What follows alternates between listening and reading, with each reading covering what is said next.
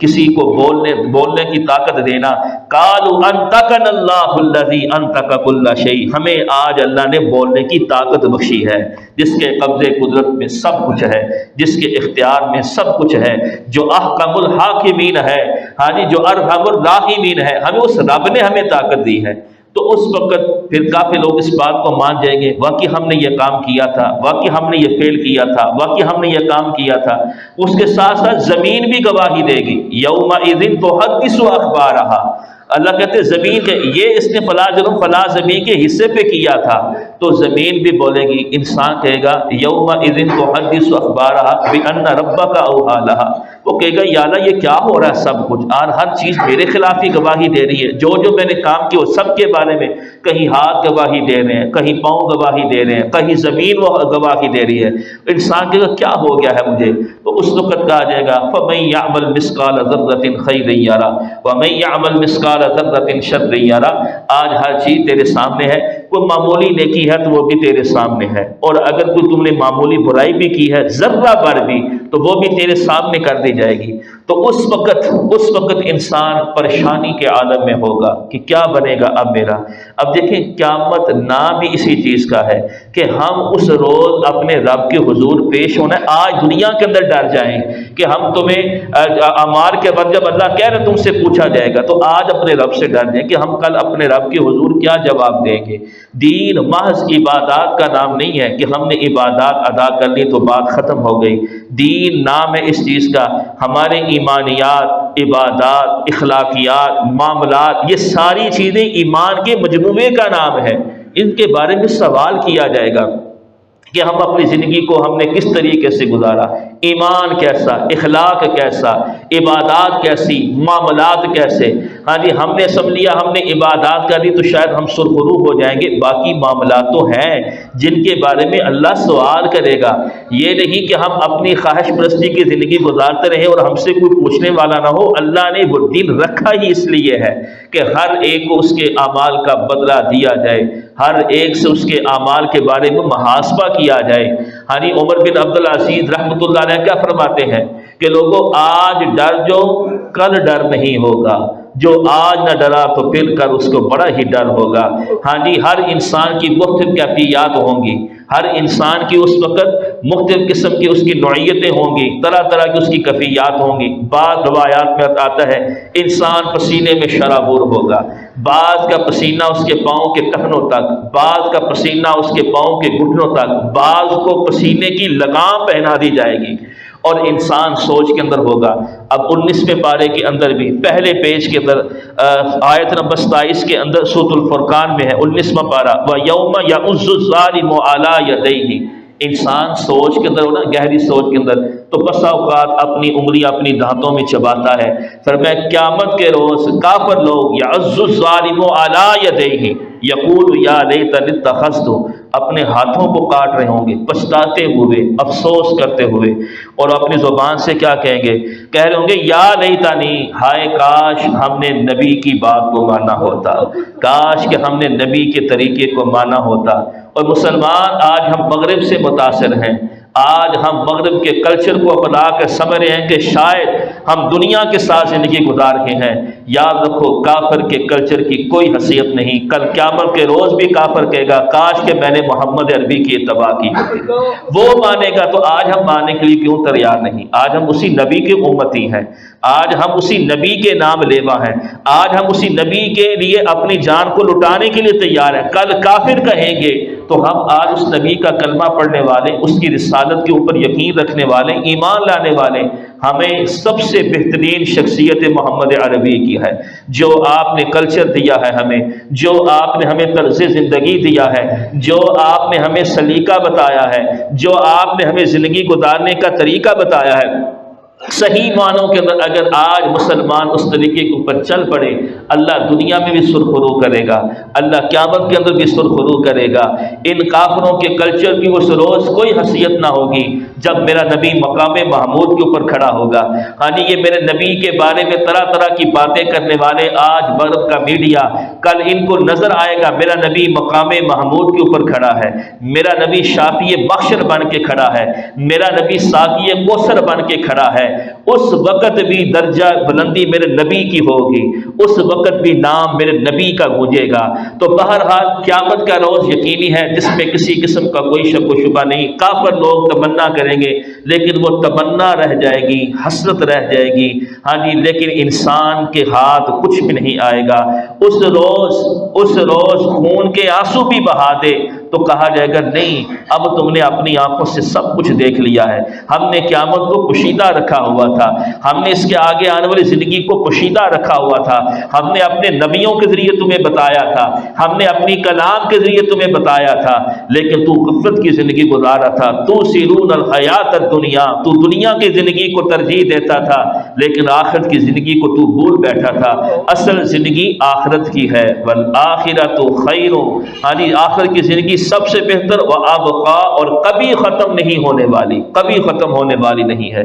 تو آج قرآن ہمیں بلا رہا ہے کہ ہم اپنے فیوچر کے بارے میں سوچیں، ہم اپنے مستقبل کے بارے میں سوچیں۔ مومن کا مستقبل آخرت کی زندگی ہے، مومن کا اصل مستقبل یہ ہے کہ وہ آخرت کی زندگی کے اندر سرخرو ہو جائے، وہ وہاں پہ کامیاب ہو جائے۔ تو آج اسی چیز کی ضرورت ہے کہ ہم قرآن کو، نبی کے فرامین کو دیکھیں، ہاں جی، اور اپنے محاسبہ کریں۔ مجھے بھی ضرورت ہے، ہر ایک کو ضرورت ہے کہ اپنا محاسبہ کرتے ہوئے دیکھیں کہ ہم نے قیامت کے دن کے لیے کتنی تیاری کر رکھی ہے، اور قیامت کا دن یقینی ہے، وہ کب آئے گی اس کا علم اللہ کی ذات کو ہے۔ اللہ نے فرمایا اقاد اخفیہا، ہم نے چاہے تو ہم اس کو اپنی ذات سے چھپا لیں، ہم نے قیامت کا علم کسی کو نہیں دیا، نہ فرشتوں کو دیا، نہ انبیاء کو دیا، نہ اولیاء کو دیا، نہ شہداء کو دیا، ہم نے کسی کو اس کے بارے میں علم نہیں دیا۔ پیارے پیغمبر صلی اللہ علیہ وسلم نے معراج کی رات اپنے یعنی دیگر انبیاء سے، اپنے دوستوں سے اس کے بارے میں سوال کیا، قیامت کے بارے میں تم کیا جانتے ہو؟ سب نے کہا اس کا علم اللہ کی ذات کو ہے۔ حضرت جبرائیل السلام نے آپ سے سوال کیا قیامت کب آئے گی؟ فرمایا اس کا علم اللہ ہی کی ذات کو ہے۔ تو انبیاء میں سے جو سردار امام الانبیاء احمد مجتبیٰ حضرت محمد مصطفیٰ صلی اللہ علیہ وسلم کی ذات اقدس، وہ بھی کہہ رہے ہیں اس کا علم کس کے پاس ہے؟ اللہ کی ذات کے پاس۔ ہاں جی، فرشتوں کے سردار بھی کہہ رہے ہیں اس کا علم کس کے پاس؟ اللہ کی ذات کے پاس ہے۔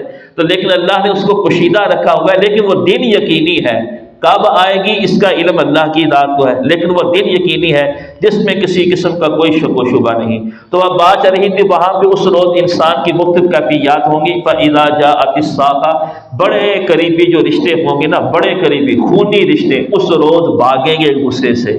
یوم یفر المرء من اخیہ وامہ وابیہ وصاحبتہ وبنیہ، ہاں جی، بھائی سے، ماں باپ سے، بیوی سے، بچوں سے، ہاں جی، قوم قبیلے سے بھاگیں گے کہ کسی طریقے سے ہماری جان چھوٹ جائے، کسی طریقے سے ہم عذاب سے بچ جائیں، لیکن اللہ کہیں گے نہیں، جو کیا ہے اس کے بارے میں تم سے پوچھا جائے گا، تم سے سوال کیا جائے گا۔ تو اس ہول ناکیوں کے اندر اب انسان اپنے رب کے حضور کیا جواب دے گا؟ پیارے پیغمبر صلی اللہ علیہ وسلم نے فرمایا 3 مقام ایسے ہیں، 3 مقام قیامت کے روز ایسے ہیں کہ جہاں میں اپنے گھرانے کے افراد کو بھول جاؤں گا۔ حضرت عائشہ نے پوچھا نا رضی اللہ تعالی عنہا نے کہ اللہ کے پیغمبر آپ ہمیں قیامت کے روز کہیں بھول تو نہیں جائیں گے؟ فرمایا 3 مقام ایسے ہیں جہاں میں اپنے گھر کے افراد کو بھول جاؤں گا۔ وہ کون سا؟ پہلا مقام فرمایا پل صراط سے گزرتے ہوئے۔ دوسرا مقام فرمایا جس وقت اللہ کے عرش کے نیچے سے ایک ہوا چلے گی اور صحیفے اڑیں گے، جہاں پہ انسان کے اعمال درج ہوں گے، جنہیں اعمال نامے کہا جاتا ہے، وہ اڑیں گے، خوش نصیبوں کو وہ دائیں ہاتھ کے اندر ملیں گے، ہاں جی، ان کی خوشی کی کوئی انتہا نہ ہوگی۔ ہاں اقرؤ کتابیہ، وہ لوگوں کو کہے گا اور بھائی دیکھو تو صحیح میں کامیاب ہو گیا ہوں، میرا اعمال نامہ دائیں ہاتھ کے اندر مل گیا، اور بھائی پڑھو تو صحیح اقرؤ کتابیہ۔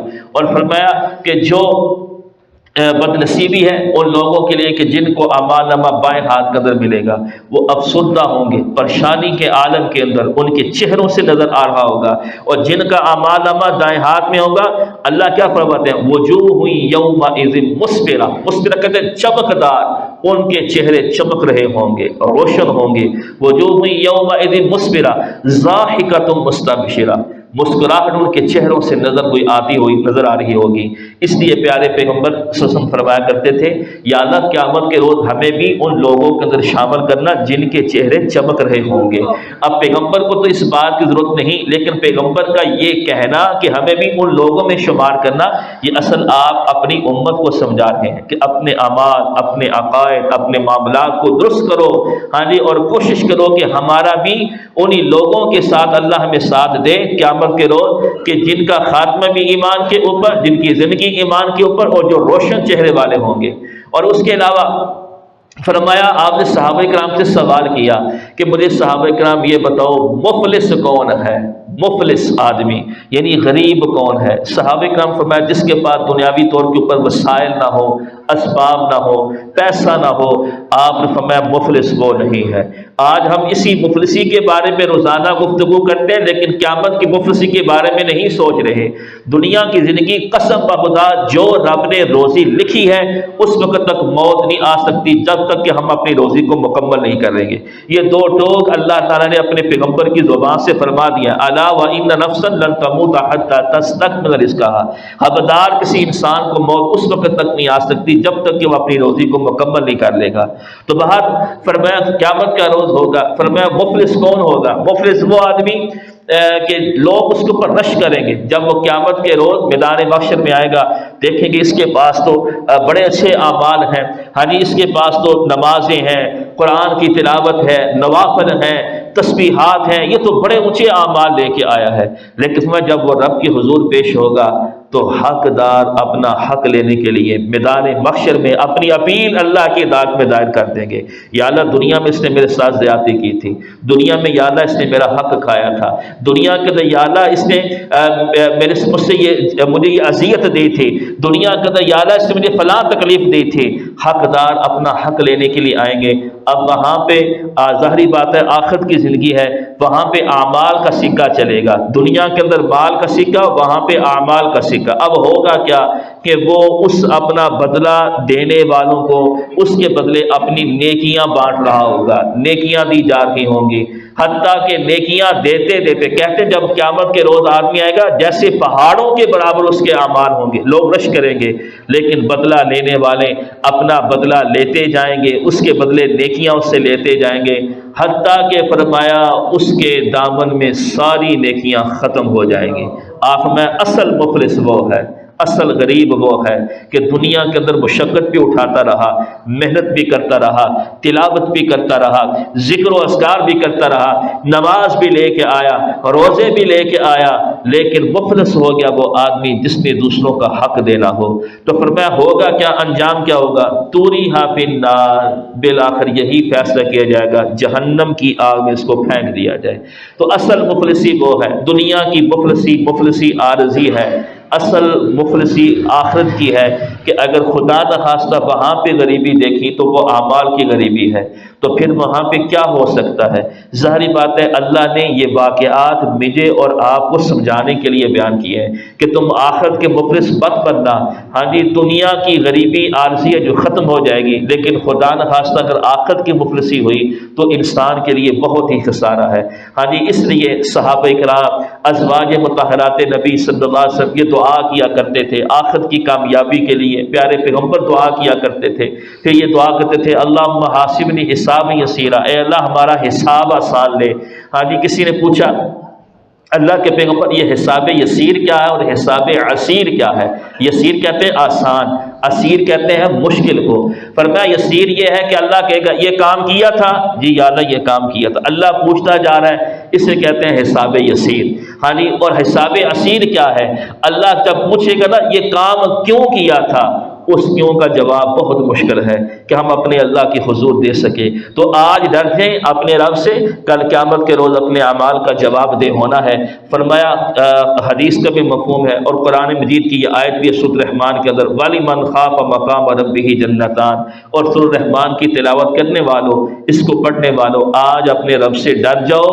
اگر تم اپنے رب کے سامنے کھڑے ہونے سے ڈر گئے تو ایک نہیں اللہ تمہیں دوہری جنت دے گا، جنتان۔ لیکن ڈرنا آج ہے کہ ہم نے کل قیامت قیامت کے روز اپنے رب کو کیا جواب دینا ہے۔ وہاں کی مفلسی انسان کے لیے ایک بہت بڑی سزا ہوگی، وہاں کی غریبی، اعمال سے دوری انسان کے لیے بڑی نقصان دہ چیز ہوگی۔ اس لیے کہا جاتا ہے ایمان نام ہے، اپنے عقائد کو درست کریں، اپنی عبادات کو درست کریں، اخلاقیات کو درست کریں اور اپنے معاملات کو درست کریں۔ ان معاملات کو آج دنیا کے اندر کلیئر کر کے جائیں تو پھر کل قیامت کے روز امید ہے کہ اللہ اپنی رحمت سے سرخرو کرے گا۔ لیکن اگر حقدار اٹھ گئے تو پھر ان کو حق جو دینا ہوگا وہ پیسوں کی صورت کے نہیں، اپنی نیکیوں کی صورت کے اندر دینا ہوگا۔ اللہ سے دعا ہے کہ اللہ ہمیں فکر آخرت نصیب کرتے ہوئے ہمیں اس کے بارے میں تیاری کرنے کی توفیق عطا فرمائے۔ وما علینا الا البلاغ المبین۔